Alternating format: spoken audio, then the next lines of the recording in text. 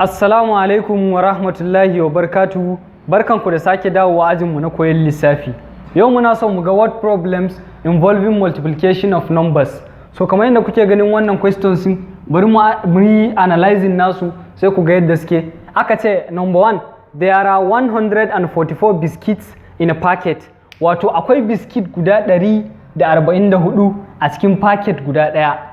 Sai aka ce me, how many biscuits are there in 150 such packets? Wato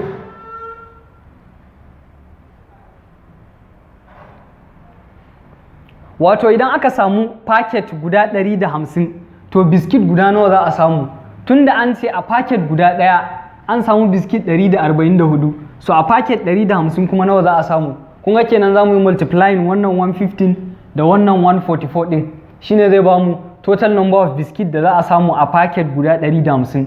A packet ɗaya an samu biskit 144, so sai aka ce a packet 150 fa biskit nawa za a samu? Kaga za a yi 150 times 144 kenan, so shine number 1. 150 times 144, kaga nan unit times 100, idan kuka yi multiplying zai baka final answer ka.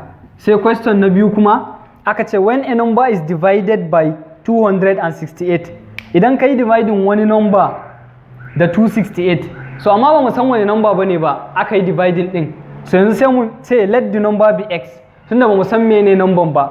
Shi wannan number x din da ba mu sani ba an yi dividing ɗinsa da 268, sai aka ce answer ya ba mu nawa?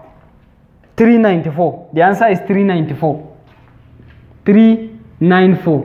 So wanne number ne wannan? Kaga x in kenan za a nemo, find the number, shine abin da ake nufi. So an yi dividing wani number da 268 sai ya bada 394, wani number ne? Kaga za ka nemo x kenan.